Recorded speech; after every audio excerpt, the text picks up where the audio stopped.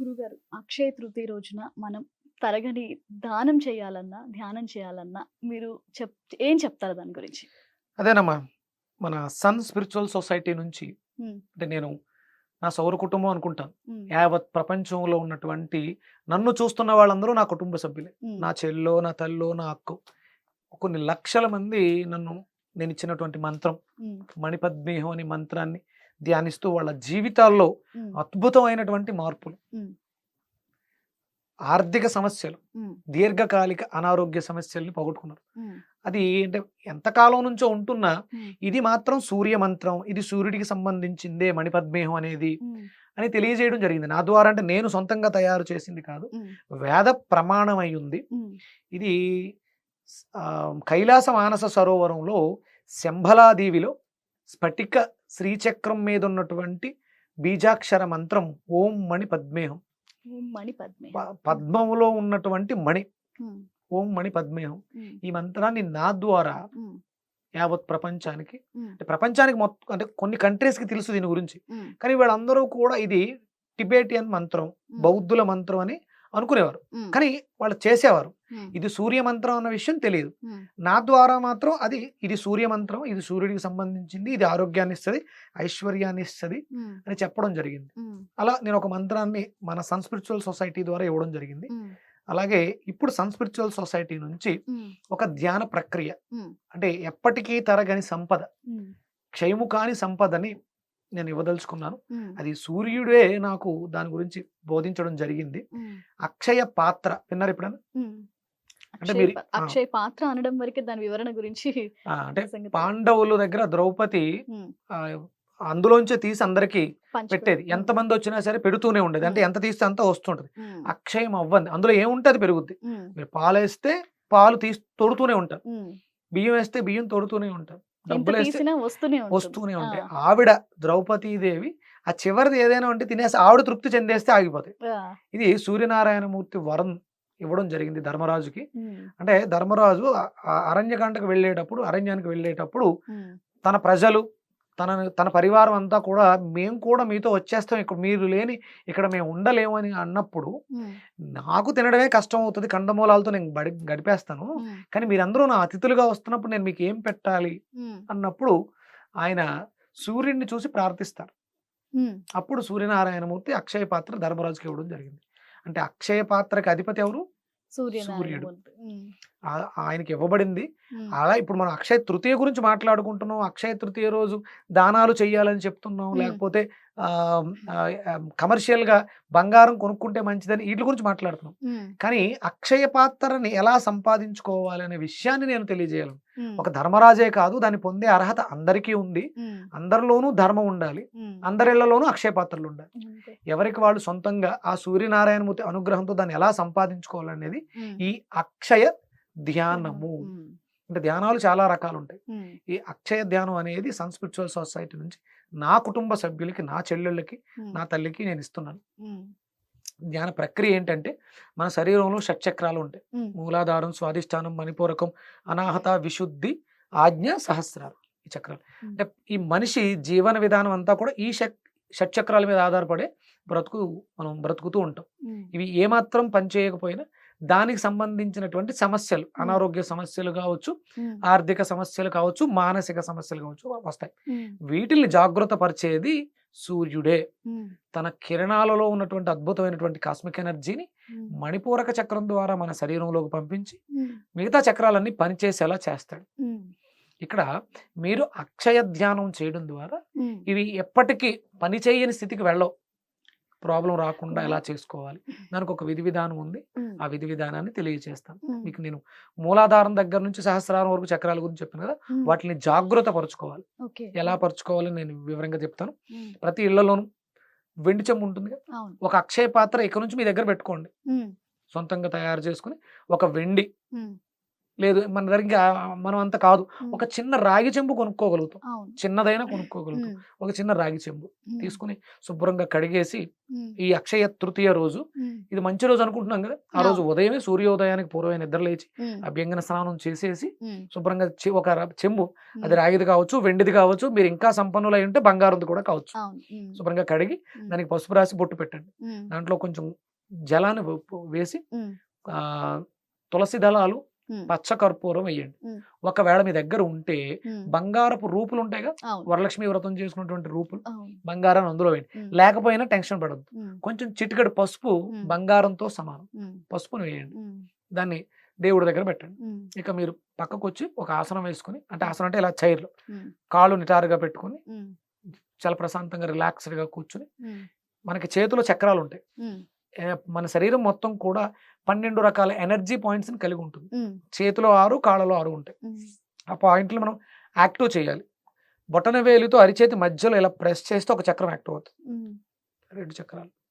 అలాగే చేతి వేళ్ల చివర కూడా చక్రాలు ఉంటాయి. ఉమ్, చిన్న మైనర్ చక్రాలు అంటారు. ఉమ్, ఫింగర్ మైనర్ చక్రాస్. ఉమ్, చేతులు రెడీ అయినాయి. ఉమ్, ఇప్పుడు పరమేశ్వరుడు కైలాసంలో కూర్చున్నటువంటి ముద్ర, ఇది ఉమ్, మణిపూరక ముద్ర అంటాం నేను. ఉమ్, ఇలా ఉమ్, నాభి కరెక్ట్గా నాభికి ఎదురుగుండా ఈ చక్రాన్ని పెట్టుకోవాలి. ఉమ్, మీకు ఇలా ఈ పోస్చర్లో ఇద్దరు కనిపిస్తారు. ఒకటి హనుమంతుల వారు, ఆయన అలాగే కూర్చుంటారు. ఒకటి అట్లా. పరమేశ్వరుడు. ఉమ్, వీళ్ళిద్దరూ కూడా ధ్యానం మణిపద్మేహంతో, అంటే వాళ్ళు కూడా జపించే మంత్రం, వాళ్ళకు కూడా ఇష్టమైన మంత్రం ఉమ్, ఓం మణిపద్మేహం. ఉమ్, ఇలా పెట్టుకుని కూర్చుని ఉమ్, మనం మూలాధారం దగ్గర నుంచి చెప్పాం కదా, ఉమ్, మూలాధారానికి బీజ మంత్రం లం. ఉమ్, లంలో అంటే మూలాధారంలో 4 రెక్కలు ఉంటాయి. ఉమ్, స్వాదిష్టానంలో 6 రెక్కలు ఉంటాయి. ఉమ్, మణిపూరకంలో 10 రెక్కలు ఉంటాయి. ఉమ్, అనాహతంలో 12 రెక్కలు ఉంటాయి. ఉమ్, విశుద్ధిలో 16 రెక్కలు ఉంటాయి. ఉమ్, ఆజ్ఞాచక్రంలో 2 రెక్కలు. ఉమ్, అంటే ఇవి మనం చక్రాల్లా భావిస్తున్నాం, ఉమ్, భ్రమిస్తూ ఉంటాయి. ఉమ్, క్లాక్ వైజ్ 4 సార్లు అలా క్లాక్ వైజ్ తిరుగుతాయి, ఉమ్, యాంటీ క్లాక్ వైజ్ 4 సార్లు తిరుగుతాయి. ఉమ్, ఈ మంత్రాన్ని ఉచ్చరించడం ద్వారా, అంటే అదొక లూబ్రికెంట్ అనుకుందాం. ఉమ్. ఎనర్జీ వెళ్ళి మూలాధార చక్రం సరిగ్గా తిరగట్లేదు. అవును. అంటే మూలాధార చక్రం సరిగ్గా తిరగకపోతే ఆ మనిషి ఉమ్, బ్రతకాలనే కోరికను చచ్చిపోతూ ఉంటుంది. ఉమ్, సూసైడ్ టెండెన్సీ, అస్సలు పని చేయకపోతే సూసైడ్లు చేసుకునే వాళ్ళందరూ కూడా మూలాధారం పని చేయని వాళ్ళు. ఓకే. ఆ, పని కూడా చేయరు, వాళ్ళకి బద్ధకంగా ఉంటుంది, పడుకునే ఉంటారు. అంటే మూలాధారం ఆధారపడింది. ఉమ్, ఎంత డబ్బున్నా రెడీ అవ్వరు, ఆ, నీట్గా ఉండాలన్న విషయం తెలియదు. తెలీదు. వాళ్ళకి స్వాదిష్టానం పనిచేయట్లేదు. ఎంత తిన్నా అరగదు, అవతల వాళ్ళతో గొడవలు పెట్టేసుకుంటూ ఉంటారు మణిపూరకం పని చేయకపోతే. ఉమ్, ప్రేమని పంచలేరు, ఉమ్, అవతల వాళ్ళు ప్రేమనిస్తున్నా స్వీకరించలేరు అనాహతం పని చేయకపోతే. ఎంత మంచి తిండి తిన్నా, ఎక్కడ ఒక మంచి ప్లేస్లో ఉన్నా అసభ్యకరమైనటువంటి మాటలు మాట్లాడుతుంటారు విశుద్ధం పని చేయకపోతే. చూసే దృష్టి మారిపోతుంది. తెల్లైన చెల్లైన భార్య అయినా, చివరికి ఇప్పుడు మనం చూస్తున్నాం చిన్నపిల్లల్ని కూడా కామదృష్టితో చూస్తుంటారు ఉమ్, ఆజ్ఞ పని చేయకపోతే. ఉమ్, ఇవన్నీ పని చేయకుండా జీవితం దుర్భరంగా, మీకు ప్లాట్ఫామ్స్ మీద అయి ఉంటారు చూసారా, ఉమ్, పిచ్చి వాళ్ళలాగా ఉమ్, మనసు చెలించి ఉమ్, సహస్రారం పని చేయకపోతే. ఉమ్, అందుకని ఈ చక్రాలన్నింటినీ జాగృతం చేసుకోవడం ద్వారా ఇవేమి ఇప్పుడు మనం మాట్లాడుకున్నటువంటి ప్రతికూలతలు ఏవి కూడా మన జీవితాల్లో ఉండవు. ఉమ్, ఇప్పుడు మనం ఇలా కూర్చుని లం పృథ్వీన్యై నమః అనే మంత్రాన్ని 4 సార్లు అనాలి. ఉమ్, మీరు కూడా చేయొచ్చు హ్యాపీగా, మీ ఉమ్. చక్రాలు కూడా జాగృతి అవుతాయి. తప్పకుండా. ఇది చూసే వాళ్ళకు కూడా ఇలా కూర్చుని చేసేసుకోవచ్చు, జాగృతి జరుగుతుంది. ఉమ్, నాతో పాటు చెప్పండి. ఉమ్, ఓం లం పృథ్వీన్యై నమః. ఓం లం పృథ్వీన్యై నమః. ఓం లం పృథ్వీన్యై నమః. ఓం లం పృథ్వీన్యై నమః. ఓం లం పృథ్వీన్యై నమః. ఓం లం పృథ్వీన్యై నమః. ఓం లం పృథ్వీన్యై నమః. ఓం లం పృథ్వీన్యై నమః. ఓం వం వరుణాయ నమః. ఓం వం వరుణాయ నమః. ఓం వం వరుణాయ నమః. ఓం వం వరుణాయ నమః. ఓం వం వరుణాయ నమః. ఓం వం వరుణాయ నమః. ఓం వం వరుణాయ నమః. ఓం వం వరుణాయ నమః. ఓం వం వరుణాయ నమః. ఓం వం వరుణాయ నమః. ఓం వం వరుణాయ నమః. ఓం వం వరుణాయ నమః. ఓం రం అగ్నయే నమః. ఓం రం అగ్నయే నమః. ఓం రం అగ్నయే నమః. ఓం రం అగ్నయే నమః. ఓం రం అగ్నయే నమః. ఓం రం అగ్నయే నమః. ఓం రం అగ్నయే నమః. ఓం రం అగ్నయే నమః. ఓం రం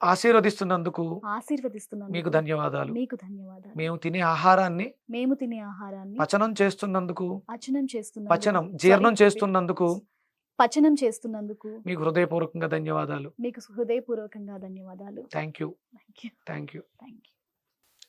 చేతులు రెండు కిందకి దించి కళ్ళు మూసుకొని ప్రశాంతంగా ఆ సూర్యుడిని ధ్యానిస్తూ కళ్ళు మూసుకోవాలి. శ్వాసను నిదానంగా నెమ్మదిగా తీసుకోండి. నెమ్మదిగా విడిచిపెట్టండి.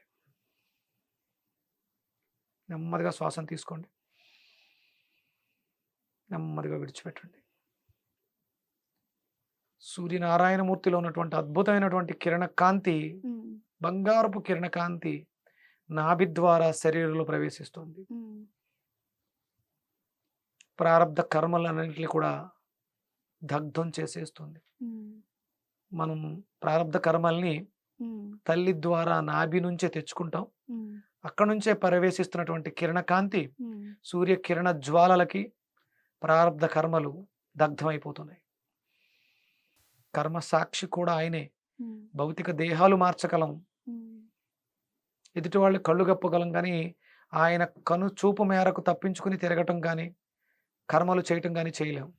కర్మ సాక్షి సూర్యనారాయణమూర్తి తెలిసో తెలియకో చేసినటువంటి ప్రారబ్ధ కర్మలన్నింటినీ కూడా ఆయన తన కిరణ కాంతితో దగ్ధం చేస్తున్నాడు. అగ్ని పునీత సీత అన్నట్టు మన శరీరం ఆ కిరణ కాంతి జ్వాలలకి మనలో ఉన్నటువంటి ప్రారబ్ధ కర్మలు, ప్రతికూల శక్తులు దగ్ధమైపోతున్నాయి. మన శరీరం కూడా పునీతం అవుతుంది. మరొక్కసారి హృదయం దగ్గరకు చేతులు తీసుకొచ్చి నమస్కరిస్తూ, సూర్యదేవ మహానుభావ, సూర్యదేవ మహానుభావ, నీ కిరణ కాంతితో నీ కిరణ కాంతితో నా శరీరంలో ఉన్నటువంటి నా శరీరంలో ఉన్న సమస్త దోషాలను సమస్త పాపకర్మలను దగ్ధం చేసి నన్ను పవిత్రుని చేసినందుకు నీకు హృదయపూర్వకంగా ధన్యవాదాలు. చేతులు రెండు కళ్ళ కట్టు పెట్టుకుని నెమ్మదిగా కళ్ళు తెరవండి.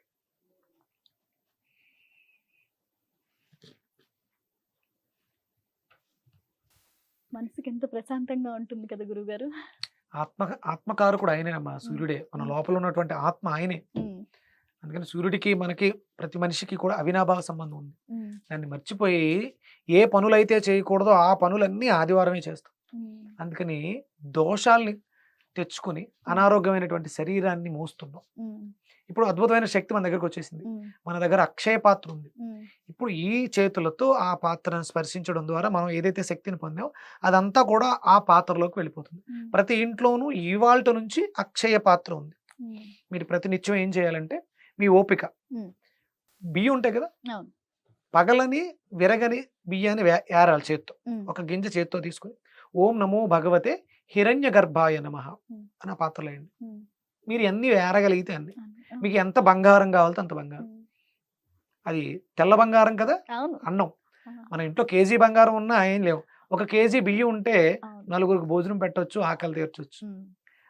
మీరు ఒక గింజని చేత్తో పట్టుకుని ఓం నమో భగవతే హిరణ్య గర్భాయ నమః ఆ పాత్రలో రేపటి నుంచి, ప్రస్తుతానికి ఇప్పుడు అందులో జలం ఉంది, అది తీర్థంగా తీసుకుని మీ ఇల్లంతా కూడా సంప్రోక్షణ చేసుకుని మీ చుట్టుపక్కల ఎవరికైనా దానం చేయాలనుకున్నప్పుడు, మీరు ధ్యానం చేశారు కదా, ధ్యాన దానం అవుతుంది. మీరు ఏం పొందారు? చాలా పొందారు. అవన్నీ అందరికి ఇచ్చేస్తున్నారు. మీకేమొస్తాయి? అన్నీ వస్తాయి. ఇది అందరికీ పంచాలి. ఇప్పుడు నుంచి మీరు కూడా, ఇవాళ నుంచి మీరు కూడా సౌర కుటుంబ సభ్యులే, సన్ స్పిరిచువల్ సొసైటీలో మెంబరే. ఎందుకంటే మనకు అవసరం లేదమ్మా సూర్యుడితో, అందరికీ అవసరమే. అందరం కూడా ఆయన పిల్లలమే. మనకి సూర్యవంశీయ రాజులు, చంద్రవంశీయ రాజులు అనేవారు. సూర్యవంశీయ రాజులు స్వయం ప్రకాశకులు. వీళ్ళ మీద ఆధారపడే వాళ్ళు చంద్రవంశీయ రాజులు. అంటే సూర్యుడి శక్తి ప్రత్యక్షంగా ఉంటుంది. సూర్యుడి శక్తి నుంచి చంద్రుడు ఉదయిస్తూ ఉంటాడు. ఆయన ఆధారపడుతూ ఉంటాడు. కాబట్టి మనందరం కూడా సూర్యవంశీయులమే. మనకు సూర్యుడితో పని ఉంది, అవసరం ఉంది. ఆయన మనల్ని ఎదిగేలా చేస్తాడు. మన ఎదుగుదలకి, జ్ఞానానికి జ్ఞానప్రదాత ఆయన. అన్నదానం చేస్తే కడుపు నిండుద్ది, కానీ జ్ఞానదానం చేస్తే నువ్వు తినే అన్నాన్ని నువ్వు సంపాదించుకుంటావు. నువ్వు అన్నం కోసం ఎవరి మీద ఆధారపడక్కర్లేదు. అద్భుతమైనటువంటి జ్ఞానప్రదాత, ఐశ్వర్యాన్ని, ఆరోగ్యాన్ని, ఆరోగ్యమే మహాభాగ్యం, ఆరోగ్యం భాస్కరాది. ఇది ఇక్కడ నుంచి అందరూ చెయ్యాలి. ఇది అందరికీ అందివ్వాలి. ధ్యానదానం చెయ్యండి, బోల్డ్ అని కలిసి వస్తాయి. అసలు గురువుగారు నిజంగా నా మనసు చాలా ప్రశాంతంగా ఉంది. రేపటి నుంచి కాదు, నిజంగా ఇవాళ పొద్దున్నే నేను ఇది విన్నా కూడా ఇంకా ముందు నుంచే మొదలు పెట్టేదాన్నేమో అనిపిస్తోంది.